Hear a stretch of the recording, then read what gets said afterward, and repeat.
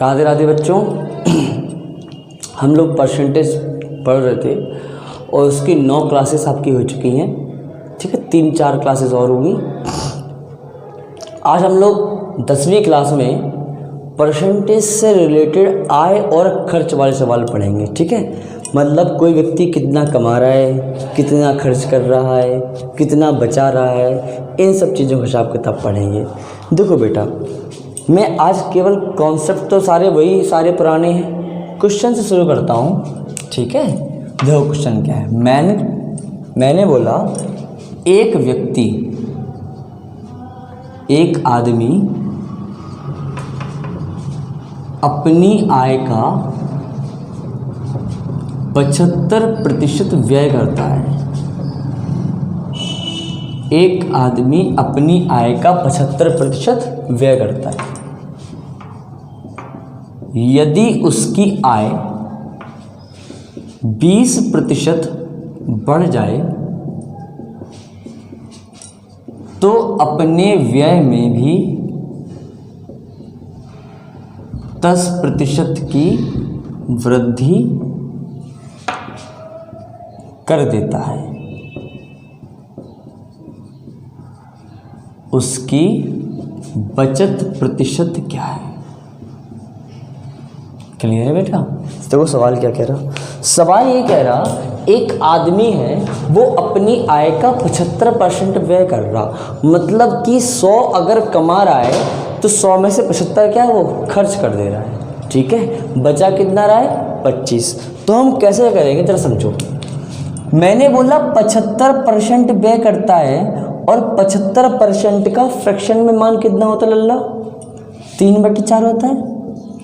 75% का फ्रैक्शन में मान कितना होता है? 3/4 होता है। 4 में से 3 व्यय कर दिया, बताओ बचाया कितना? 1। क्लियर? अगर कोई व्यक्ति अपनी आय का 75% व्यय करता है तो वो क्या कर रहा है? अगर आय उसकी 4 है, अगर उसका व्यय 3 है तो उसकी बचत कितनी हो गई? 1 हो गई। क्लियर है? देखो 75% व्यय कर रहा, 3/4 व्यय कर रहा, आय का 3/4 व्यय कर रहा, मतलब 4 में से 3 व्यय कर रहा, तो 4 में से 1 बचा रहा है। क्लियर है? मैं क्या कर सकता हूँ, इसको 400, इसको 300, इसको 100 मान लूँ, कोई समस्या? अगर मैं 4, 3, 1 लिखा है, मैं 40, 30, 10 लिख सकता हूँ, मैं 400, 300, 100 लिख सकता हूँ, मैं 4000, 3000, 1000 लिख सकता हूँ, ठीक है। अनुपात तो वही रहेगा ना। क्लियर है? अब क्या कह रहा, यदि उसकी आय 20% बढ़ जाए, यानी कि 400 पे 20% बढ़ जाए। 20% का मतलब कितना होता है? 1/5। तो 400 पे 20% बढ़ जाए, यानी कि 1/5 बढ़ जाए, तो 400 का 6/5 निकाल देंगे। समझ रहे हो बात को? मतलब अगर मुझे 400 में 20% बढ़ाना है तो मैं करूँगा 1/5 बढ़ाना है, मतलब 5 में 1 बढ़ा दूंगा तो 400 का 6/5 निकाल दूंगा। या अगर नहीं समझ में आया हो तो 400 पे 20% बढ़ाना है, मतलब 400 का 120% निकाल दो। क्लियर है? 2 जो काट दिया, कितना गया? 12 चौको 48, यानी आय पहले कितनी थी? 400, अब कितनी हो गई? 480, ठीक है। अगर आय 20% बढ़ जाए तो वो अपने व्यय में भी 10% की वृद्धि कर देता है। आय अगर 20% बढ़ जाए तो वो अपने व्यय में भी 10% की वृद्धि कर देता है। मतलब व्यय कितना था? 300, 10% की वृद्धि कर देता है तो 110/100 कितना हो गया? 330। क्लियर है? बात समझ में आ गई? आय 400 थी, 400 पे 20% बढ़ाया है, कितना हो गया? 480। आय 300 था, 300 पे 10% बढ़ाया है, कितना था? 330। अब मुझे बताओ, अगर आय 480 है, 480 में से 330 उसने व्यय कर दिया, 480 में से 330 उसने व्यय कर दिया तो उसकी बचत कितनी हो गई। देखो बेटा बचत का मतलब क्या हुआ, अगर मैंने 400 कमाया था, 300 मैंने खर्चा किया था, बचा कितना 400 माइनस 300 100, तो 480 कमाया है, 330 व्यय किया है, बचत कितनी हो गई 150। बचत कितनी हो गई 150। 480 माइनस 330 बराबर 150। 400 माइनस 300 बराबर 100। क्लियर है। ऐसे 480 माइनस 330 बराबर 150। बताओ बेटा बचत पहले कितनी थी 100, अब कितनी हो गई 150, कितनी बढ़ गई 50%। आंसर यही पूछा है कि उसकी बचत परसेंट कितनी बढ़ी, उसकी बचत परसेंट कितनी बढ़ी। कितना हो जाएगा आंसर 50% बढ़े। एक बार फिर समझ लेते हैं। एक आदमी अपनी आय का 75% व्यय करता है। 75% का मतलब होता है 3/4। क्लियर है। यानी 4 में से 3 व्यय कर दिया, 1 बचा लिया। 400 में से 300 व्यय कर दिया, 100 बचा लिया। ठीक है। अब देखो 400 में से 300 व्यय कर 100 बचा लिया, आय को 20% बढ़ा दिया, यानी 400 का 120% निकाल दो, या 400 का 6/5 निकाल दो। 6/5 कैसे, 20% का मतलब 1/5, वृद्धि कर देंगे 6/5। व्यय को 10% बढ़ा दो, 300 का 10% बढ़ा दिया, 300 का 110/100। 480 में से 330 घटा दिए, कितना बचा 150। पहले बचत कितनी थी 100, अब बचत कितनी है 150, कितनी बढ़ गई 50%। This is our answer. Clear है, समझ में आ गया। अब हम लोग अगला क्वेश्चन करेंगे। ओके देखो बेटा, हमने मान लो क्वेश्चन दिया आपको, हमने मान लो आपसे कह दिया एक आदमी अपनी आय का 60% खर्च करता है। ठीक है, हमने कह दिया एक आदमी अपनी आय का 60% खर्च करता है। यदि उसकी आय 10% बढ़ जाए और उसका व्यय भी 12% बढ़ जाए, ठीक है, तो उसकी बचत में कितने प्रतिशत का परिवर्तन होगा।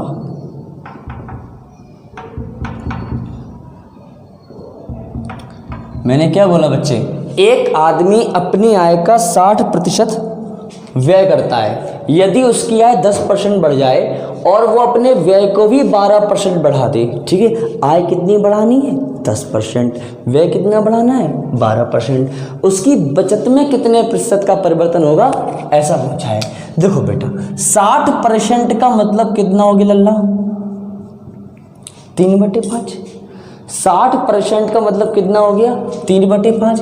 यानी कि अगर उसकी आय 5 है तो उसका व्यय कितना है 3, तो उसकी बचत कितनी होगी बताओ बेटा, बचत कितनी होगी 2। अगर किसी व्यक्ति की आय 5 है तो उसका खर्च कितना होगा 3, उसकी बचत कितनी होगी 2। क्यों, क्योंकि उसने 3/5 व्यय किया है, मतलब 5 में से 3 व्यय किया है। तो मैं क्या बोल सकता हूं कि आय अगर 500 है तो खर्चा कितना होगा 300, तो बचत कितनी होगी 200। बचत कैसे आ गई, आय में से मैंने व्यय को हटा दिया, आय 500 है, व्यय 300 है, बचत कितनी हो गई 200। इतनी बात में कोई समस्या किसी को बेटा। एक आदमी की आय 10% बढ़ जाए, 500 है, 500 में 10% बढ़ जाए, बताओ बच्चे कितना हो जाएगा। 500 का 110% होगा क्या, 550 हो गई उसकी आय। क्लियर है। अगर मैं 10% बढ़ाता हूं तो 500 का 10% कितना होगा 50, बढ़ा दो 550। क्लियर है। व्यय को भी 12% बढ़ा दो, यानी 300 का 12% बढ़ाओगे तो कितना हो जाएगा 112%।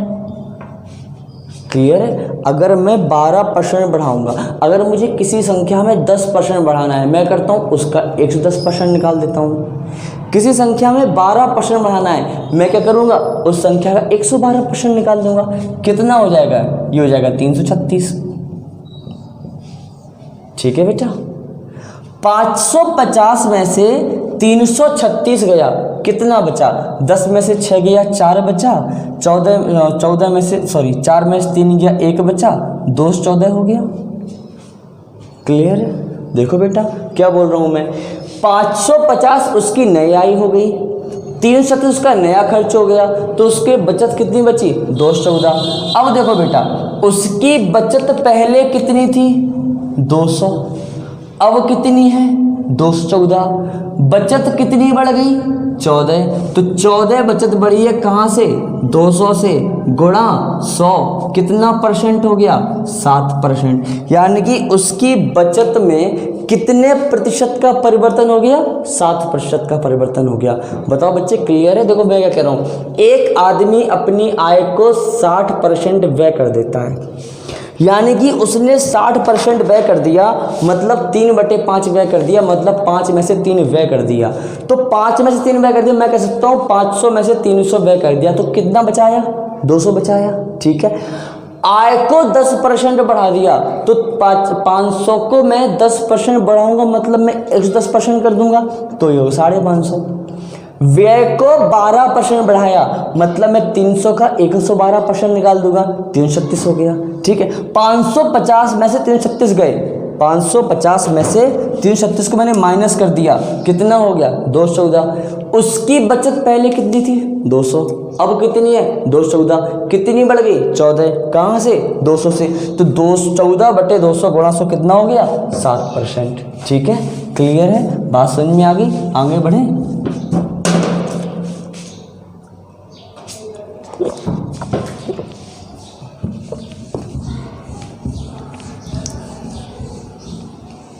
चलो अगला सवाल करते हैं। एक व्यक्ति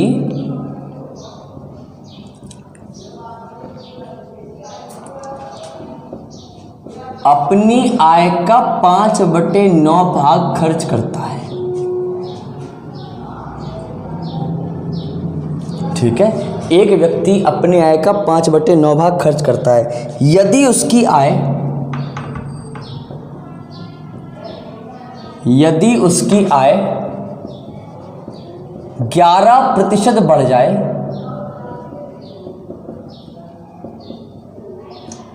तथा व्यय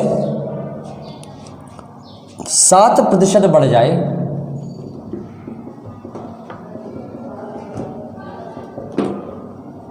तो बचत में कितने प्रतिशत का परिवर्तन होगा। क्या कह रहे हैं बेटा, एक व्यक्ति अपनी आय का 5/9 भाग खर्च कर देता है। इसका मतलब क्या हो गया कि अगर उसकी आय 9 है, तो 9 में से 5 भाग खर्च कर दिया। ठीक है, अगर उसकी आय 9 है तो 9 में से खर्च कितना कर दिया 5 भाग, तो उसकी बचत कितनी हो गई 4। अगर उसकी आय 9 है तो 9 में से खर्च कितना कर दिया 5 भाग, बचत कितनी हो गई 4 भाग। क्लियर है। अब मैं इसको कहता हूँ 900, 500, 400। क्लियर है, यानी कि अगर उसकी आय 900 है तो 9 में से 500 निकाल दिया तो उसकी बचत कितनी बची 400। इस बात में आई थिंक कोई दिक्कत नहीं होगी। क्लियर है। अब क्या कह रहा, अगर उसकी आय को मैं 11% बढ़ा दूं, बच्चे मुझे फटाफट बता दो 900 का 11% कैसे बढ़ाओगे। 900 का 111% निकाल दोगे, मतलब 999 कर दोगे क्या, बताओ बच्चे, कोई समस्या इतनी बात में।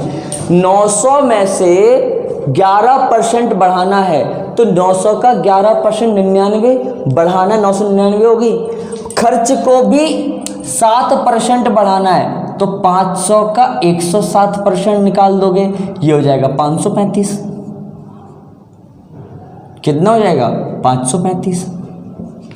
क्लियर है। ठीक है, अब देखो मुझे बताओ बचत कितनी हो गई। 9 में से 5 गया 4, 9 में से 3 गया 6, 9 में से 5 गया 4, यानी पहले बचत कितनी थी 400, अब बचत कितनी हो गई 464। बचत कितनी बढ़ गई 64, तो कितने परसेंट बढ़ गई 64 बढ़ गई 400 से गुणा 100, यानी 16 चौको 64, मतलब बचत कितनी बढ़ गई? 16% बढ़ गई। आई होप आप लोगों को अच्छे समझ में आ गया होगा। मैं फिर से बता दे रहा हूँ, एक व्यक्ति अपनी आय का 5/9 भाग खर्च करता है, मतलब 900 में से 500 खर्च करता है, कितना बचाया? 400। आय को 11% बढ़ा दिया, 999। बचत व्यय को भी 7% बढ़ा दिया, 535। तो 999 में से 535 का कितना बचा? 464। बचत कितनी थी? 400। अब कितनी हो गई? 464। कितनी बढ़ गई? 64। कहाँ से? 400 से गुणा 100 कितना हो गया? 16%। क्लियर है बच्चे? कोई समस्या तो नहीं बात में? आगे बढ़ूं?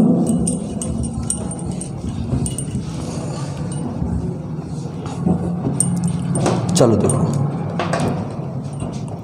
मैंने बोला एक व्यक्ति की आय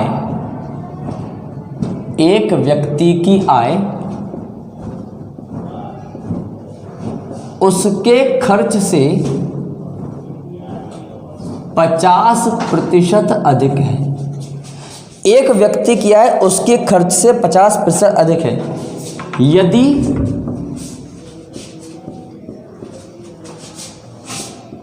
उसकी आय में 14%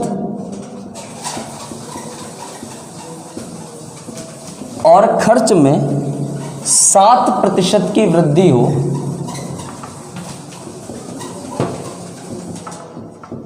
तो बचत में प्रतिशत परिवर्तन क्या होगा?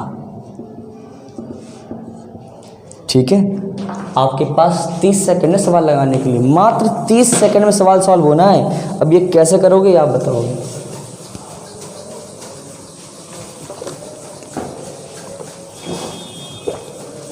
चलो देखो बेटा, एक व्यक्ति की आय, खर्च और मैं बचत की बात कर रहा हूं।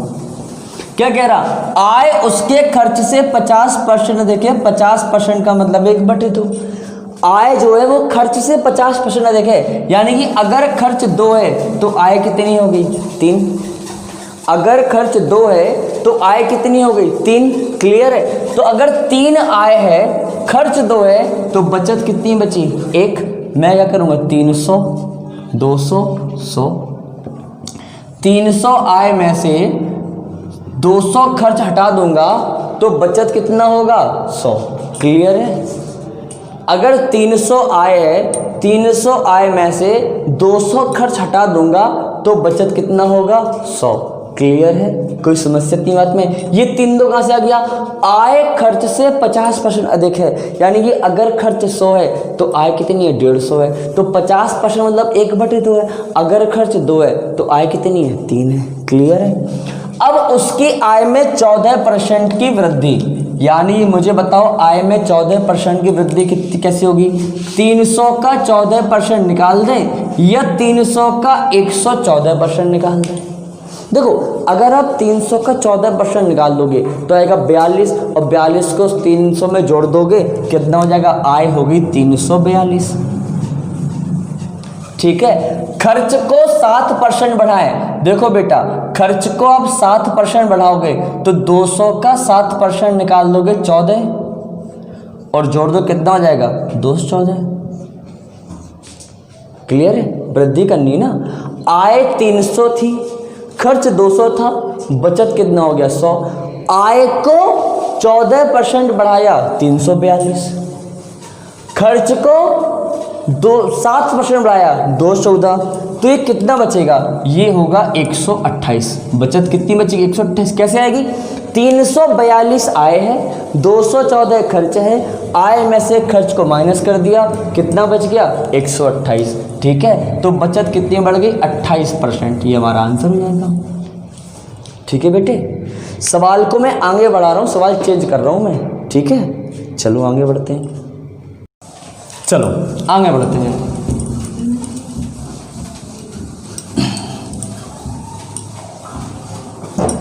देखो बेटा, अगला सवाल क्या कह रहा? सवाल मैं थोड़ा चेंज कर रहा हूं। ठीक है? एक व्यक्ति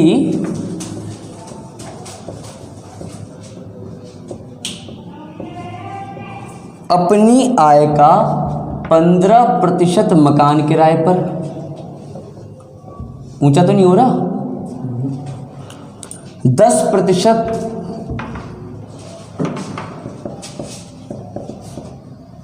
बच्चों की शिक्षा पर,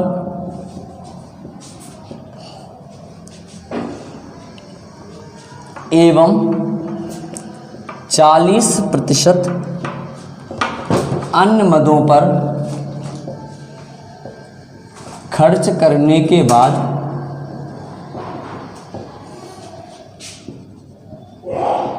अपने पास 700 रुपये बचाता है।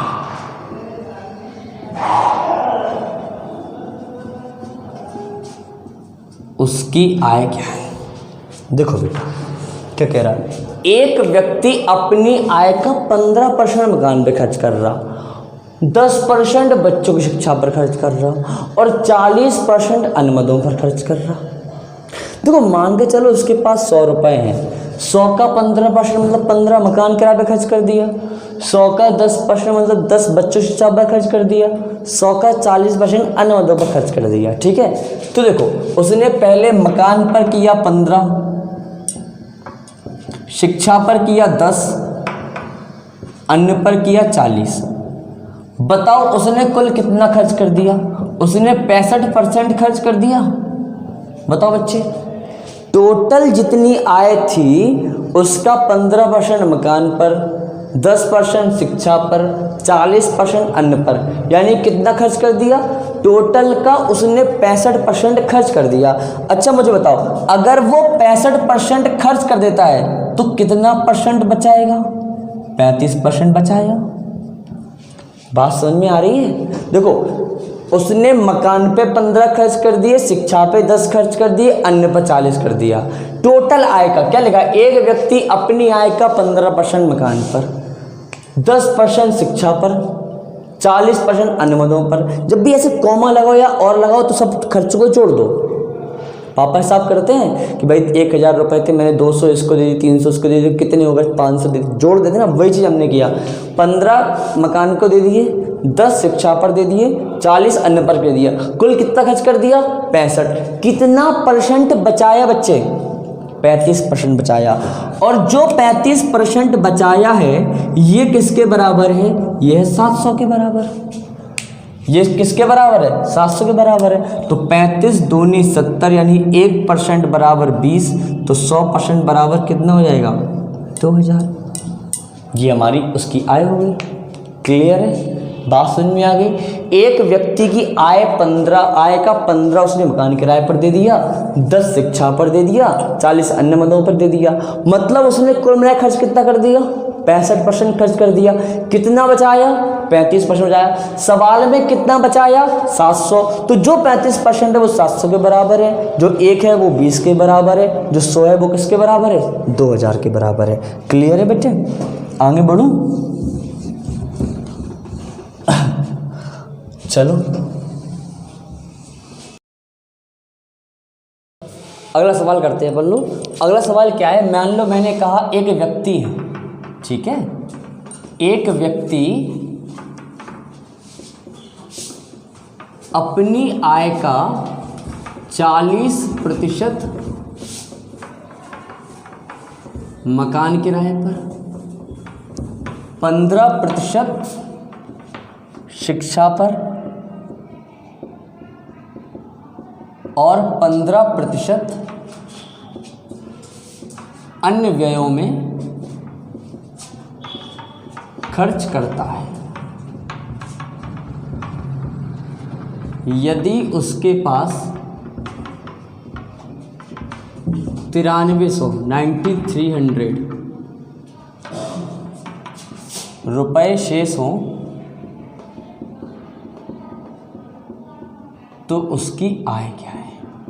देखो बेटा अपना सवाल क्या है, एक व्यक्ति अपनी आय का 40% मकान किराए पर, 15% शिक्षा पर और 15% अन्य व्ययों में खर्च करता है। अपन ने क्या पढ़ा था? अपन ने पढ़ा था अभी पिछले सवाल में देखा अपन ने कि एक व्यक्ति अपनी आय का अलग अलग मदों में खर्च कर रहा है, ठीक है।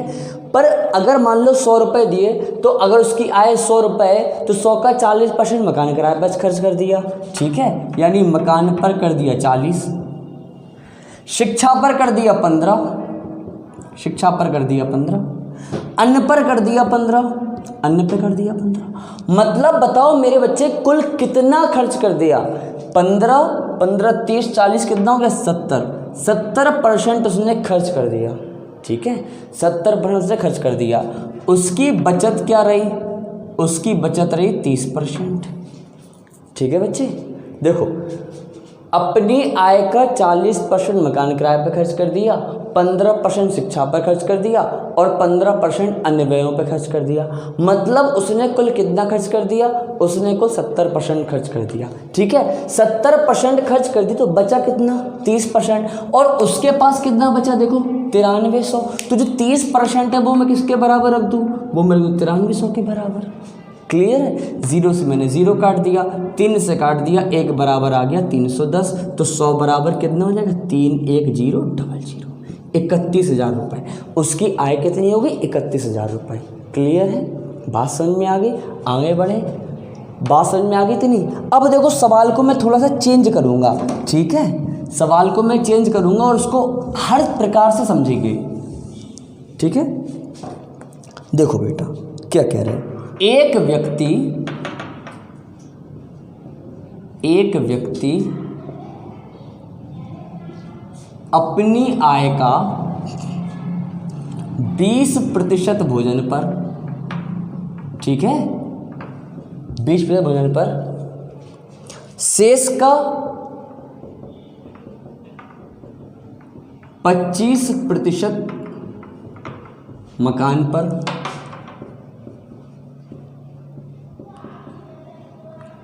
पर, खर्च किया।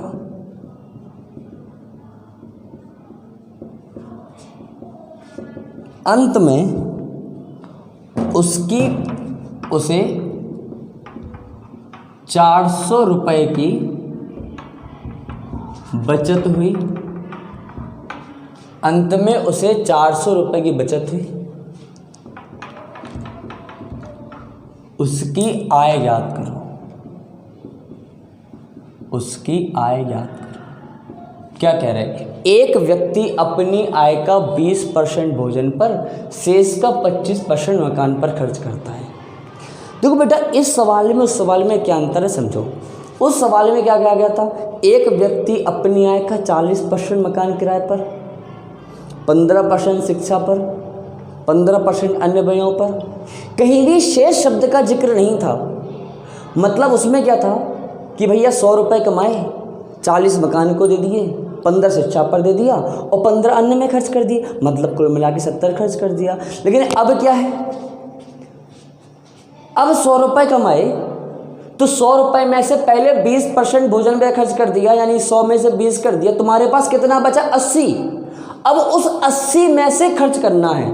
क्लियर है? शेष का 25%। देखो यार ध्यान से, मान के चलो उसकी आय शुरुआत में 100 है। ठीक है, आय कितनी है? 100 है। आय में से मैंने 20% खर्च कर दिया, यानी कि मेरे पास कितना बचा? 20% मैंने भोजन पर खर्च कर दिया, मेरे पास कितना बचा? 80। क्लियर है? बात समझ में आ गई? क्या कह रहे हैं? एक व्यक्ति अपनी आय का 20% भोजन पर खर्च करता है, यानी 100 में से 20% भोजन पर खर्च कर दिया, कितना बचा? 80। शेष का 25% मकान पर खर्च करता है। अब हमको ऐसा मत कर देना, अब अगर आप ऐसा नहीं कर देना कि यहाँ से 25 माइनस किया यानी बचा हमारे पास कितना? 55। ये गलत हो जाएगा आपका।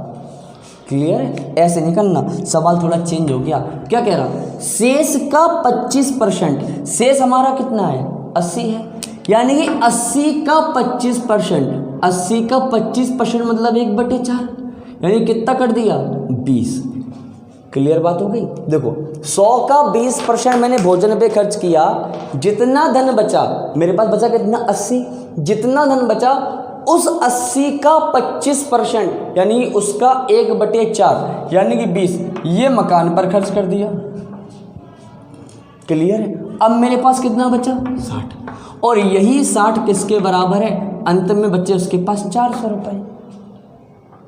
बात समझ में आई। देखो, एक व्यक्ति अपनी आय का 20% भोजन पे खर्च करता है, एक व्यक्ति अपनी आय का 20% भोजन पे खर्च करता है, शेष का 25% मकान पर खर्च करता है, अंत में उसके पास 400 रुपये बचते हैं।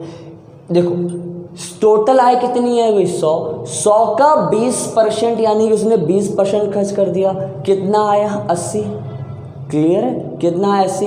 अब जो बचा हुआ धन है वो कितना है 80 है, 80 का 25% खर्च कर रहा, यानी 80 का 25% का मतलब 1/4 होता है, तो 80 का 1/4 कितना खर्च कर दिया, यानी 20 खर्च कर दिया, तो कितना बचा 60। अब यही कहा गया है यदि अंत में उसे 400 रुपये की बचत हुई, अंत में उसे कितनी बचत हुई 400 की, सवाल में कितने की हुई 60 की, तो 60 बराबर कितना हो जाएगा 400, तो 1 बराबर कितना हो जाएगा 20/3। ये कैसे हो गया, देखो ये हो गया 40/6, 2 से काट दिया, 2 तिया 6, 20 दूनी 40, 1 बराबर 20/3, तो आय 100 बराबर कितनी हो गई 2000/3। ये हमारा आंसर होगा। क्लियर है, ये 400 की जगह कुछ और होता तो सिंपल पूरा कट चुका होता। बताओ बेटा, कॉन्सेप्ट क्लियर हो गया, आंसर पॉइंट में कोई दिक्कत नहीं, कॉन्सेप्ट क्लियर हो गया। क्या कह रहे हैं, देखो एक व्यक्ति अपनी आय का 20% भोजन पर, यानी आय 100 है, 100 का 20% भोजन पर, यानी 20 भोजन पर खर्च कर दिया, कितना बचा 80, जितना बचा उसका 25% मकान पर, यानी 80 का 25%, 80 का 1/4 मकान पे खर्च कर दिया, कितना बचा 60, 60 बराबर है 400 के, तो 1 बराबर कितना होगा 20/3, 100 बराबर कितना होगा 2000/3। क्लियर है, बताओ कोई समस्या इतनी बात में, ठीक है। अब देखो जरा, इसको मैं एक तरह से और कर सकता था, क्या तरीके से वो भी समझ लो। क्या कहा गया, एक व्यक्ति अपनी आय का 20% भोजन पे खर्च करता है, शेष का 25%, मतलब देखो हमने शुरुआत में जो भी खर्च किया, अब उस शुरुआत की खर्च का मुझे मतलब नहीं है, अब जितना बचा उससे मतलब है, मतलब इसे कहते हैं क्रमागत सक्सेसिव डिस्काउंट। देखो जैसे मान लो मेरे पास 10 टॉफ़ियाँ हैं, हमारे पास 10 बच्चे बैठे हैं, पहले बच्चे को मैं कितने में से दूंगा 10 में से दूंगा, दूसरे बच्चे को मैं 10 में से नहीं दूंगा, अगर मैं उसको 1 दे चुका हूँगा तो मैं 9 में से दूंगा। इसे कहते हैं सक्सेसिव कॉन्सेप्ट, क्रमागत। देखो क्या कह रहे हैं, एक व्यक्ति अपनी आय का 20% भोजन पे खर्च कर रहा है। देखो बेटा 20% का मतलब होता है 1/5, यानी 5 में से 1 भोजन पे खर्च कर दिया, कितना बचाया 4। क्लियर है, हमारे पास 20% पे खर्च कर दिया, मतलब 20% कमी हो गई। एक बार फिर मैंने शेष का 25% मकान पे खर्च किया, 25% का मतलब कितना होता है 1/4, मतलब 1 कमी, अब 1 और कमी, 4 बराबर 4 से कितना हो गया 3, कमी करें, खर्च किया मतलब मैंने अपने पैसों में कमी करी है, इसे कहते हैं क्रमागत कमी। और हम लोगों ने लगातार कमी, लगातार वृद्धि सवाल लगाए हैं। पहले क्या किया हमने 20% खर्च किया, यानी कि 20% कमी की, तो 5 से 4, फिर हम लोगों ने 25% खर्च किया शेष का, तो 4 से 3। अब देखो क्या करते हैं, आमने सामने में कुछ कट रहा है तो काट लेते हैं। अभी लगातार 2 क्लासेस में देखा हम लोगों ने, यानी शुरुआत में आय कितनी थी 5, अब आय कितनी है 3, शुरुआत में आय कितनी थी 5, अब आय कितनी है 3। तुम्हारी जो आय 3 है वो किसके बराबर है, वो है 400 के बराबर, तो 1 बराबर कितना हो जाएगा 400/3। हमसे पूछिए प्रारंभिक आय कितनी है 5, 5 बराबर कितना है 5 चौको 20, यानी कि 2000/3। आंसर तो वही आ गया। क्लियर है, बात समझ में आ गई। एक ये भी कॉन्सेप्ट है। क्या कॉन्सेप्ट है, अगर सवाल में शेष लिखा हो, अगर सवाल में शेष लिखा हो तो आप क्या करोगे, आप क्रमागत कमी कर दोगे। क्या कर दोगे, क्रमागत कमी कर दोगे। और सवाल में कॉमा या फिर और लगा हो तो आप क्या करोगे, प्रतिशत को जोड़ दोगे। कैसे, अपन ने कहा एक व्यक्ति ने अपनी आय का 20% मकान किराए पे खर्च किया, 20% भोजन पे खर्च किया, 20% शिक्षा पे खर्च कर दिया, मतलब कॉमा लगाए या और लगाए, तुमने जोड़ दिया 60% हो गया। लेकिन अगर मैं कहता हूँ 20% मकान किराए पे खर्च किया, शेष का 20% भोजन पे खर्च किया, शेष का 20% शिक्षा पे खर्च किया, तो मैं 3 बार 20% की कमी कर देता हूँ। यही चीज़ है। क्लियर है, बात समझ में आ गई। देखो इसका एक तरीका और भी है, क्या वो भी देख लेते हैं, पर लगाएंगे हम लोग फ्रैक्शन वाइज इसी तरीके से। देखो कैसे, मान लो एक व्यक्ति की आय जो कुछ भी रही होगी, मुझे नहीं पता, जो भी आय मैंने आय लिख लिया, आय का 20% भोजन पे खर्च किया। 20% का मतलब होता है 1/5। 20% का मतलब कितना होता है 1/5। तो अगर मैंने 1/5 खर्च किया तो मेरे पास कितना बचा 4/5। 5 में से 1 खर्च किया, मेरे पास कितना हो गया 4/5। फिर से देखो, शेष का 25% भोजन मकान किराए पर खर्च किया, यानी 25% खर्च किया मतलब 1/4 खर्च किया। अगर 1/4 खर्च किया तो कितना बच गया 3/4। ये मैंने सारी बचत लिख ली और ये बचत है 400 के बराबर। 4000 कट दिया, आय का 3/5 किसके बराबर है 400 के बराबर। तो आय कितनी हो गई, गुणा कर लेंगे 5 चौको 20, 2000/3। आंसर यहाँ से भी आ गया। ठीक है, चलो आगे बढ़ते हैं, अगला सवाल लगाते हैं, इस तरह के और समझते हैं।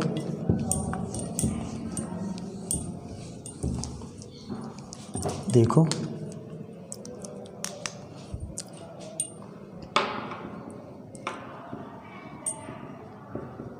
एक व्यक्ति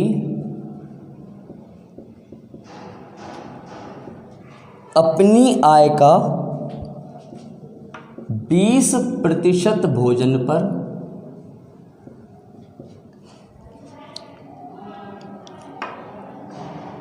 सॉरी 30% भोजन पर खर्च करता है।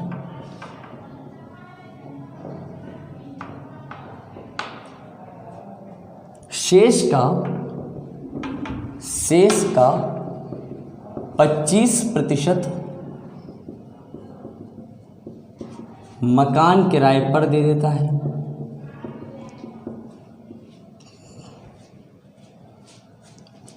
और शेष भाग का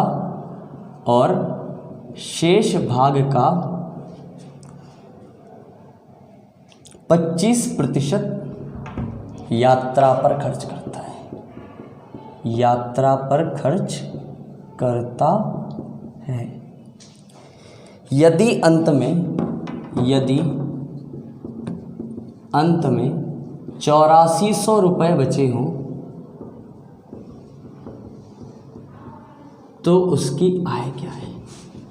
मैंने क्या बोला, कॉमा लगा हो खर्चों में या और लगाओ तो जोड़ देंगे, शेष लगाओ तो क्या करेंगे क्रमागत कमी कर देंगे।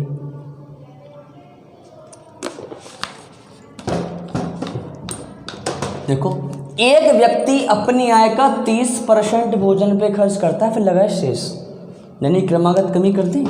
30% का मतलब कितना होता है 3/10, यानी 10 में से 3 की कमी कर दी, कितना लिख दिया 7। ठीक है, शेष का 25% मकान किराए पर दे देता है, यानी शेष का 25% का मतलब होता है 1/4। 4 में से 1 दे दिया, कितना बचा 3। क्लियर है। शेष का 25% यात्रा पर, फिर से 25%, तो 4 से 3। क्लियर है, बात समझ में आ गई।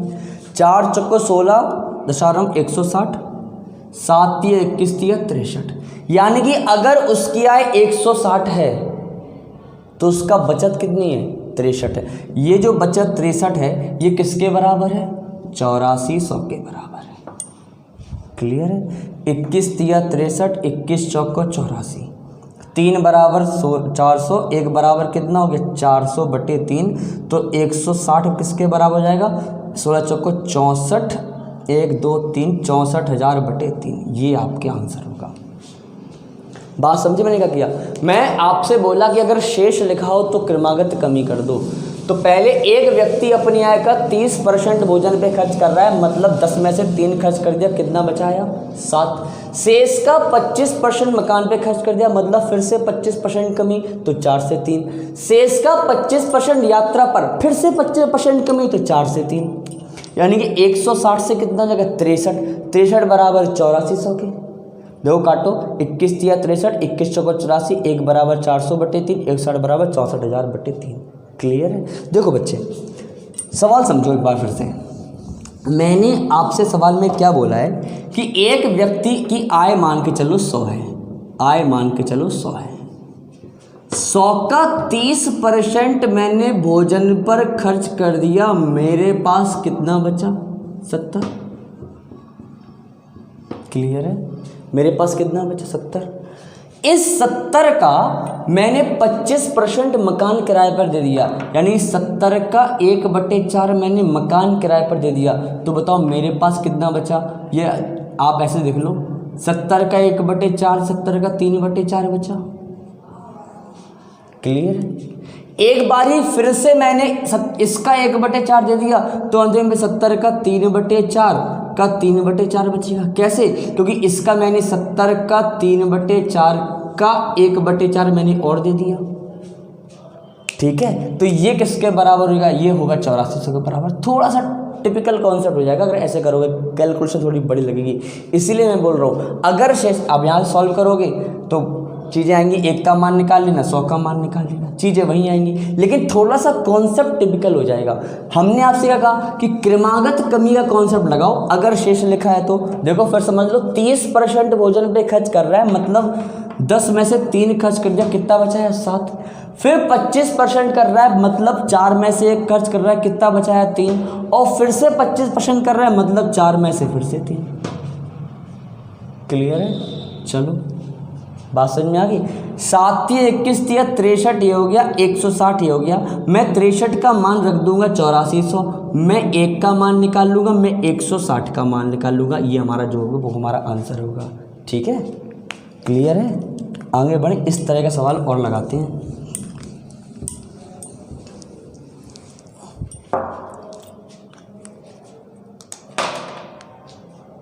चलो देखो,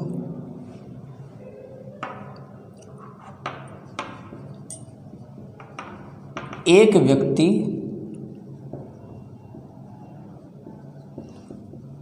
अपनी आय का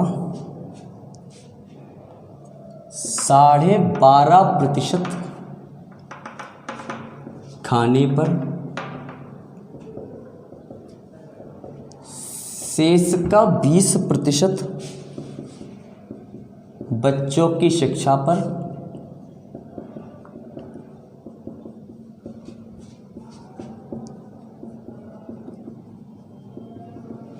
अन्य पारिवारिक मदों पर खर्च करता है। यदि अब वह 1890 रुपये बचाए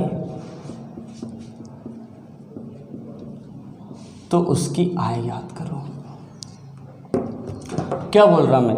एक व्यक्ति अपनी आय का 12.5% खाने पर, शेष का 20% शिक्षा पर, शेष का 10% अन्य पारिवारिक मदों पर खर्च करता है। यदि अब वह 1890 रुपये बचाए तो उसकी आय ज्ञात करो। देखो मैंने हर जगह कहाँ लगाया? शेष लगाए। अगर शेष लगाए तो मतलब क्या होगा? क्रमागत कमी का कॉन्सेप्ट लगा दें। ठीक है, देखो 12.5% खाने पर 12.5% का मतलब कितना हो गया? 1/8।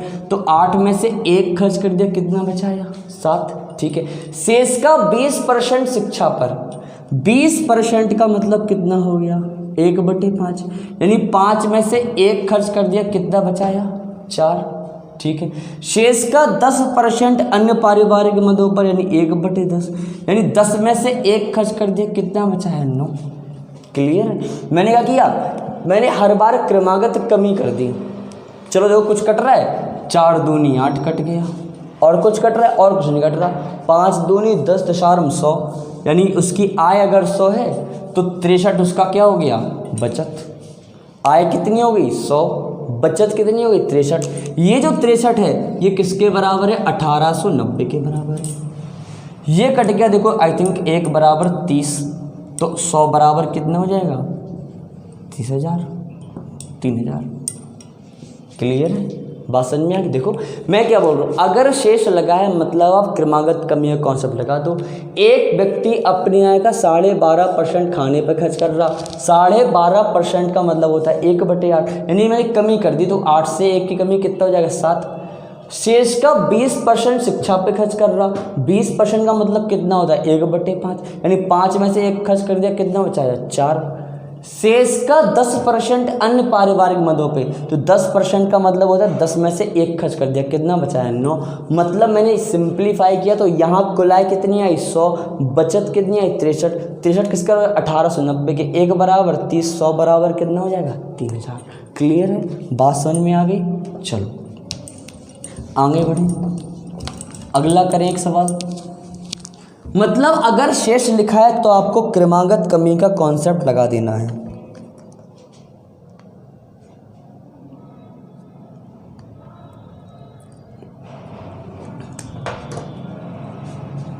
देखो मैंने बोला कोई व्यक्ति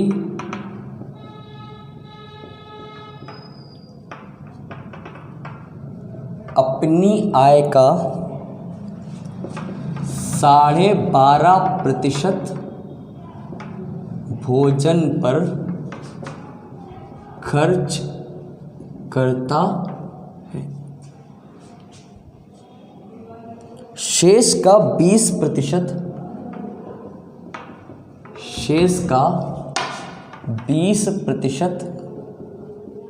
यात्रा पर खर्च करता है।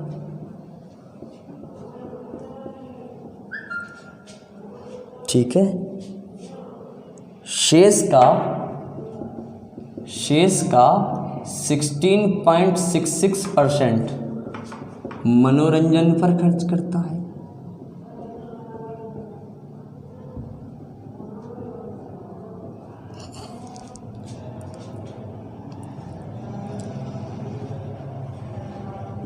और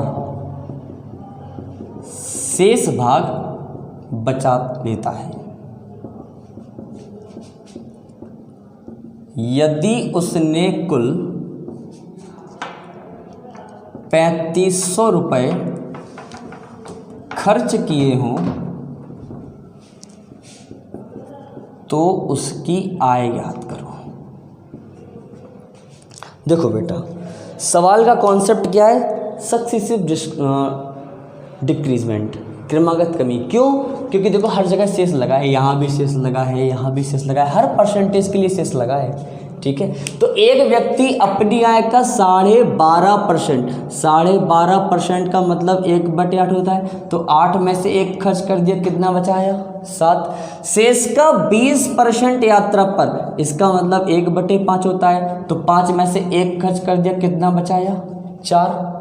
ठीक है, शेष का 16.66%, इसका मतलब होता है 16 सही 2/3%, और इसका मतलब होता है 1/6, तो 6 में से 1 खर्च कर दिया, कितना बचाया 5।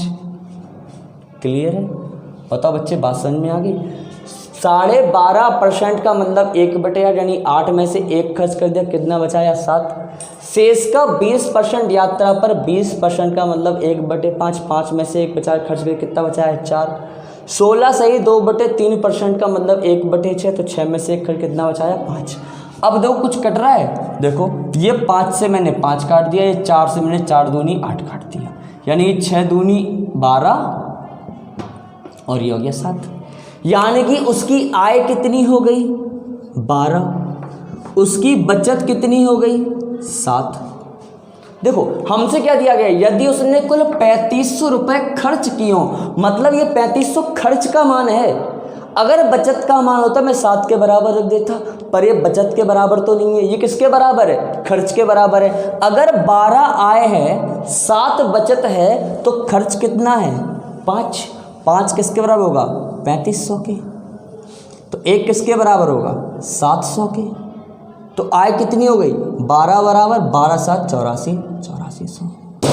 देखो अगर बचत दी होती यहाँ पर तुम्हें 7 के बराबर रखता, अगर आय दी होती तुम्हें 12 के बराबर रखता, पर हमको दिया गया है खर्च कितना 3500, तो 12 आय में से 7 बचत है, तो खर्च कितना है 3500 है। 5 बराबर 3500, 1 बराबर 700, 12 किसके बराबर हो गया 8400 के। क्लियर है? ठीक है, कोई समस्या तो नहीं बात में? चलो आगे बढ़ते हैं।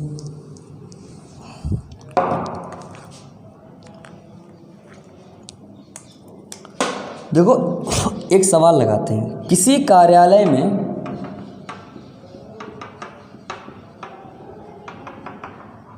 किसी कार्यालय में 37.5% कर्मचारी महिला हैं। 40% पुरुष, 40% पुरुष कर्मचारी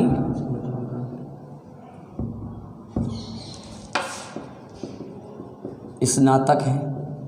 किसी कार्यालय में 37.5% कर्मचारी महिलाएं हैं, 40% पुरुष कर्मचारी स्नातक है। 11.11% गैर स्नातक पुरुष कर्मचारी कंप्यूटर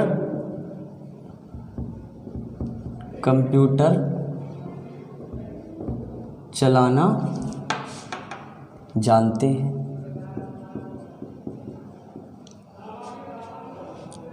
यदि शेष 270 पुरुष कर्मचारी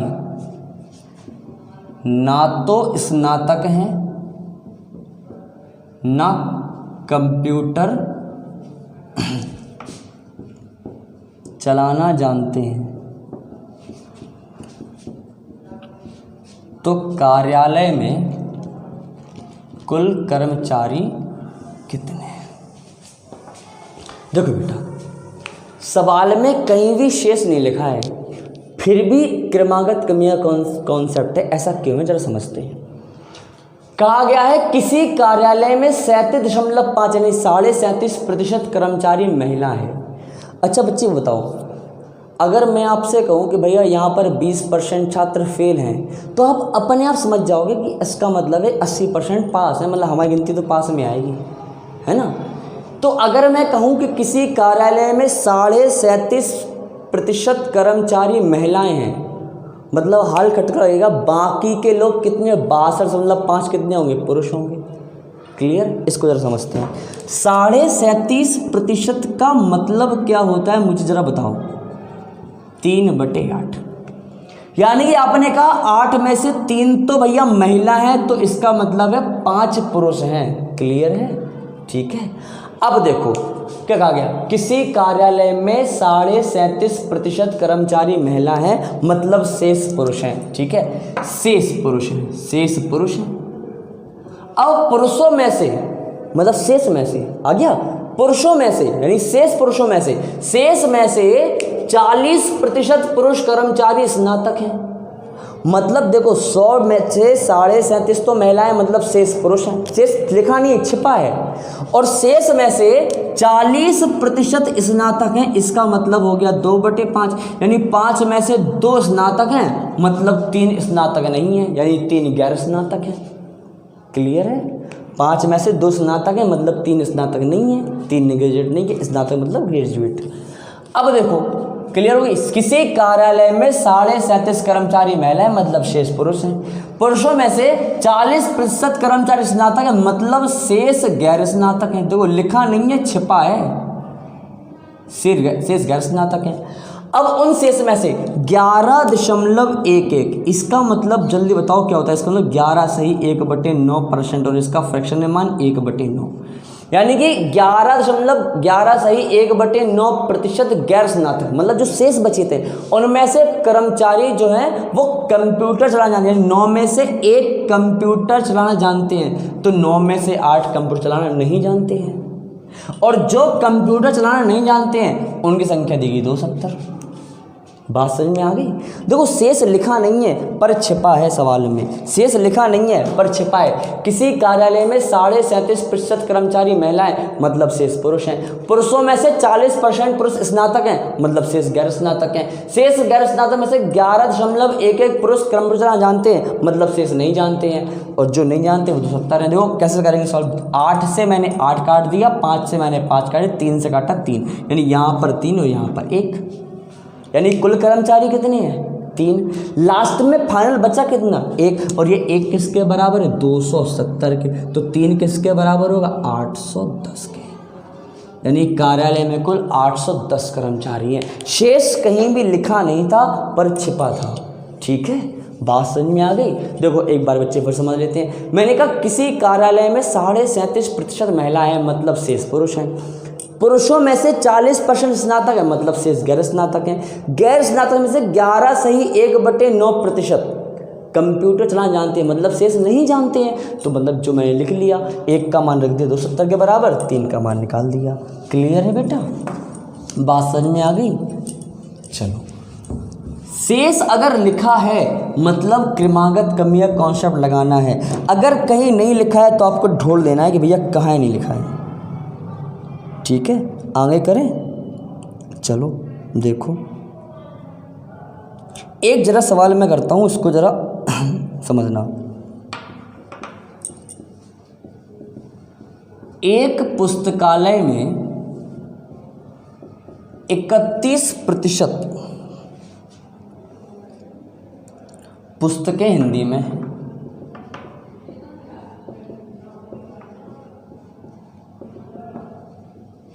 ठीक है, शेष की 29% पुस्तकें अंग्रेजी में हैं।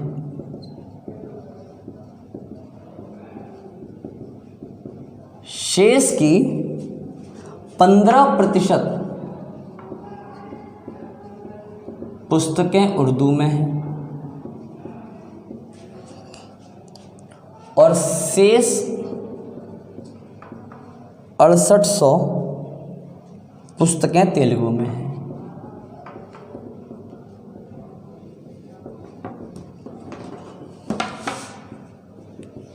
उर्दू में पुस्तकों की संख्या कितनी है?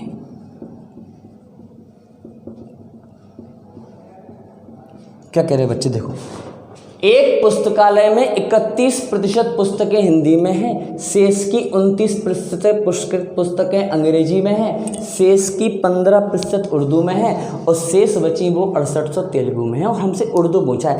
बेटा बताओ हमको क्या इनसे मतलब है? अभी तो लग रहा होगा है इससे मतलब है, अभी तो लग रहा होगा, लेकिन हमने से पूछा है उर्दू में पुस्तकों की संख्या क्या है, मतलब जो उर्दू में है, जो उर्दू में। देखो बेटा, शुरुआत में मान लो 100 पुस्तकें हैं, जो भी रही हो 100 पुस्तकें हैं या जो भी पुस्तकें हैं मुझे नहीं पता, जो भी पुस्तकें हैं उस टोटल मैंने माना कुल में से 31% कितनी है? हिंदी में आ गई, हिंदी में आ गई। और जो भी शेष बची शेष की 29% का में आ गई, अंग्रेजी में आ गई। ठीक है, फिर जो भी शेष बची, जो अंग्रेजी का जो भी शेष बची वो शेष की 15%, जो भी शेष बची शेष की 15% उर्दू में आ गई।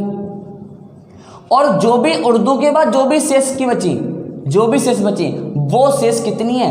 6800 है। क्लियर है? देखो मैं कह रहा हूं कि जो भी टोटल पुस्तकें थी, टोटल पुस्तकों का 31% पुस्तकें हिंदी में हैं। ठीक है, जो भी बची उनमें से 29% पुस्तकें अंग्रेजी में हैं, फिर जो भी बची उनमें से 15% उर्दू में है और उर्दू के बाद जो बची हैं वो कितनी है? तेलुगु में है। क्लियर? देखो जरा एक जरा बात समझते हैं। मैंने क्या कहा, मैंने मान लिया उर्दू के बाद जो बची, देखो उर्दू के बाद बची, या ऐसे समझे कि अंग्रेजी के बाद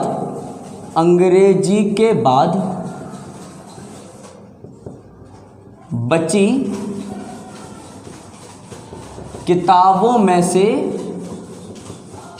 15% उर्दू की किताबें हैं, उर्दू की। ठीक है, अंग्रेजी की किताबों के बाद बची किताबों में से 15% उर्दू की हैं। 15% का मतलब होता है 3/20, यानी कि अंग्रेजी के बाद जो अंग्रेजी किताबें अगर जो 20 हैं, ठीक है, तो 20 में से जो 3 जो है अंग्रेजी के बाद बची किताबों में से 15% उर्दू की हैं, यानी कि जो भी अंग्रेजी किताबें बची हैं, ठीक है। अंग्रेजी के बाद जो भी शेष किताबें बची हैं वो शेष किताबों का 15% उर्दू में है, तो 3/20 उर्दू में है, तो 17/20 किस में है? तमिल में है। बात समझ में आ गई? देखो, अगर अंग्रेजी की किताबों की संख्या जो भी रही हो मुझे नहीं पता, जो भी कुल है मुझे नहीं पता, जो भी हिंदी में है मुझे नहीं पता, जो भी अंग्रेजी मुझे नहीं पता, लेकिन अंग्रेजी के बाद जो बची, अंग्रेजी के बाद शेष है, अंग्रेजी के बाद शेष की 15% उर्दू में है, मतलब 3/20 उर्दू में है, तो 17/20 तमिल में होगी नहीं होगी? बताओ बेटा। अगर मैंने कहा अंग्रेजी के बाद शेष किताबों का 15% उर्दू में है तो 85% तमिल में होगा, या मैं कहूँ 3/20 उर्दू में है तो 17/20 तमिल में होगा, तो शेष का 17/20 किसके बराबर होगा? 6800 के बराबर होगा। शेष का 17/20 किसके बराबर? 6800। 17 चौक कितना हो गया? 6800।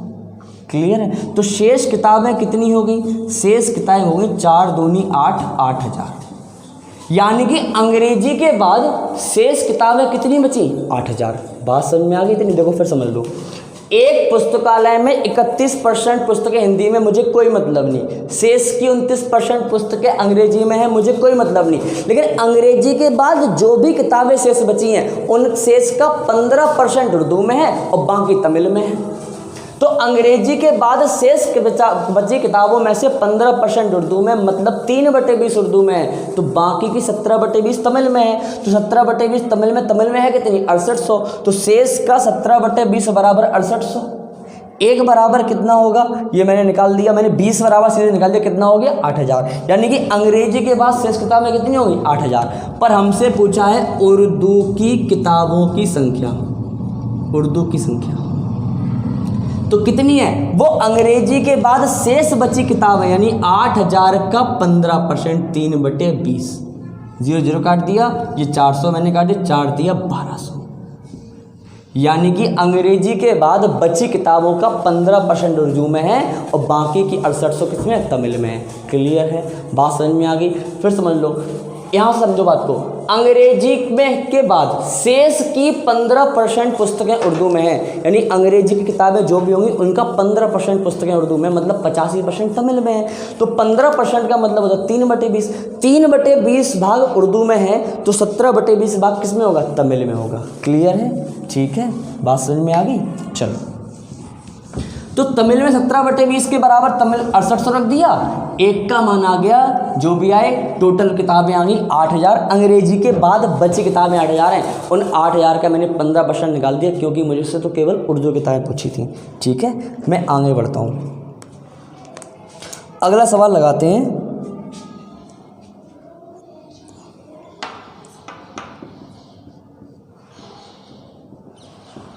कोई व्यक्ति अपनी आय का 16.66% भोजन पर खर्च करता है। भोजन पर खर्च करता है। बचे हुए भाग का 17% दवाई और 23% शिक्षा पर खर्च करता है। ठीक है, शेष का 10% यात्रा पर खर्च करता है। ठीक है,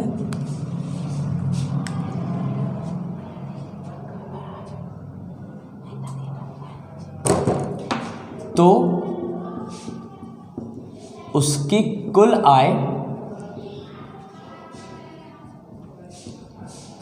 एवं कुल खर्च का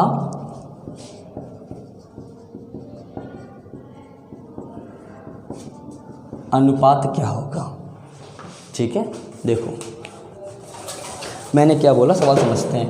कोई व्यक्ति अपनी आय का 16.66% भोजन पे खर्च करता है। 16.66% का मतलब होता है 1/6।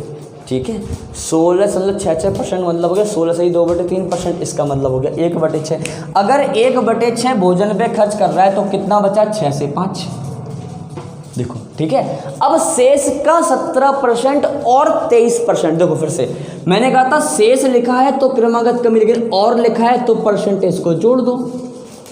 क्या लिखा है, शेष का 17%, यानी यहां से क्रमागत कमी होगी, लेकिन और लिखा है यानी शेष का 17% और 23% शिक्षा पर, यानी कि यहां पर कितना हो गया, 17% दवाई और 23% शिक्षा, कितना हो गया, ये हो गया 40%, और 40% का मतलब होता है 2/5। अब करो क्रमागत कमी, यानी 5 में से 2 गया, कितना बचा, 3। क्लियर बात होगी, यहाँ समझना मेरी बात को। मैंने क्या बोला, पहले एक कमी होगी 16 से ही 2/3% की कमी होगी, मतलब 6 में से एक कमी होगी, 6 से हो गया 5।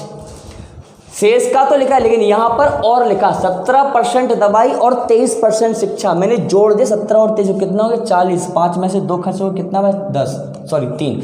अब शेष का 10% फिर शेष लिखा है, यानी फिर से क्रमागत कमी, 10 में से 9। जहां भी शेष लिखा है वहां पर आपको क्रमागत कमी करनी है, जहां भी और लिखा है चीजों को जोड़ देना है। अब देखो ये 5 से 5 कट गया, 3 दूनी 6, यहाँ आ गया 10 दूनी 20, और यहाँ पे हो गया 9, यानी ये हो गई आपकी कुल आय और ये हो गई बचत। अगर आय 20 है, बचत 9 है, तो बताओ खर्च कितना हो गया, 11। ये हो गया खर्च। हमसे पूछा है आय और खर्च का अनुपात, यानी 20 आय का अनुपात, खर्च का 11, यानी अनुपात हो गया 20:11। क्लियर है, ठीक है। अगर शेष लिखा है तो क्रमागत कमी कर लो, और लिखा है तो चीज़ों को जोड़ दो। देखो 16 से ही 2/3% भोजन पे खर्च करता है, यानी कि 1/6 भोजन पे खर्च कर दिया, 6 में से 1 खर्च कर दिया, कितना बचाया 5। शेष का 17 और 23 जोड़ दो, यानी कितना हो गया, शेष का 40%, मतलब 2/5। 5 में से 2 कर दिया, मतलब हो गया 3। शेष का 10%, यानी 1/10, कितना हो गया, 10 में से 1 खर्च, कितना हो गया 9, यानी यहाँ आ गया 20, बचत हो गई 9, यानी 20 आए, बचत 9, तो खर्च कितना हो गया 11। तो कुल आय 20, कुल खर्च 11, अनुपात कितना हो गया 20:11। ठीक है, इस तरह का एक सवाल और लगा लेते हैं।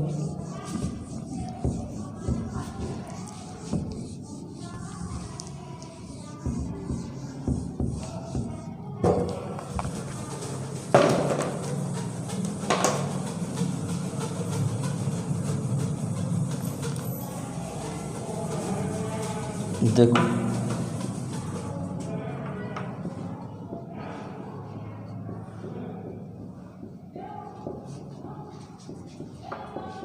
एक व्यक्ति अपनी आय का 20% खाने पर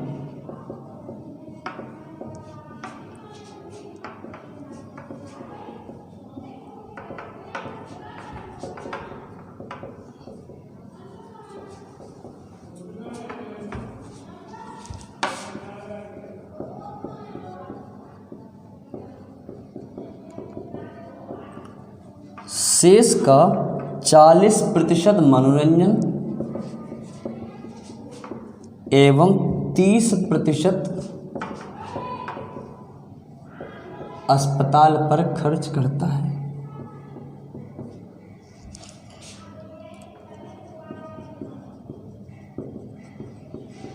यदि उसके पास 8,775 रुपये बचे हों तो उसकी आय याद करो। देखो एक व्यक्ति अपनी आय का 20% खाने पर और 15% शिक्षा पर खर्च कर रहा, यानी कि देखो और लगा है, यानी चीज़ें जुड़ जाएंगी।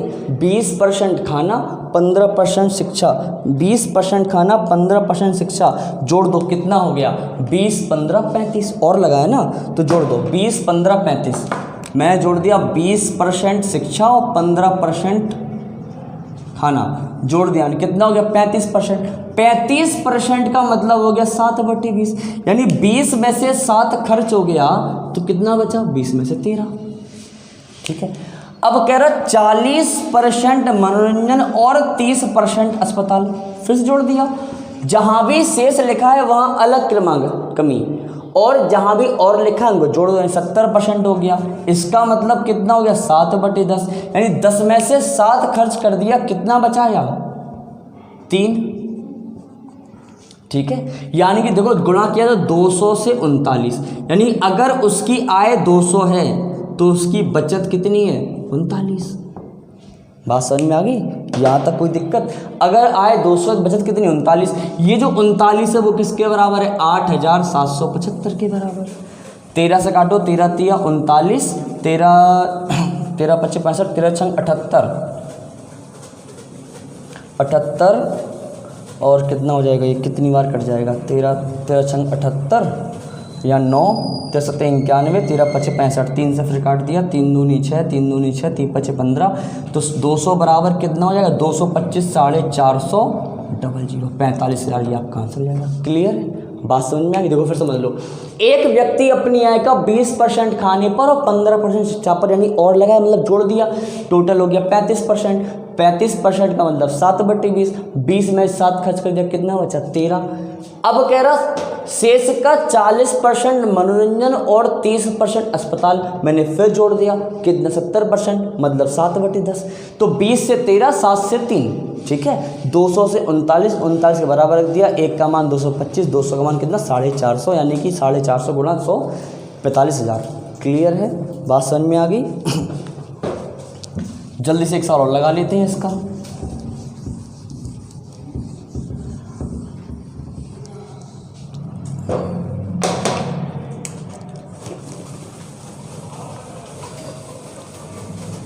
देखो, कोई व्यक्ति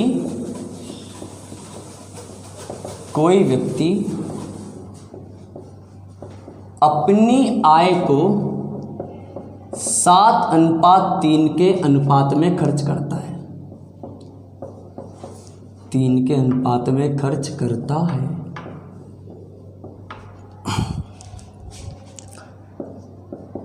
शेष का 1/3 भाग यात्रा पर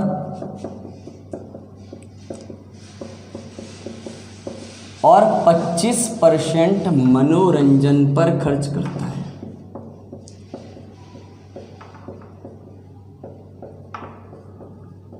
ठीक है,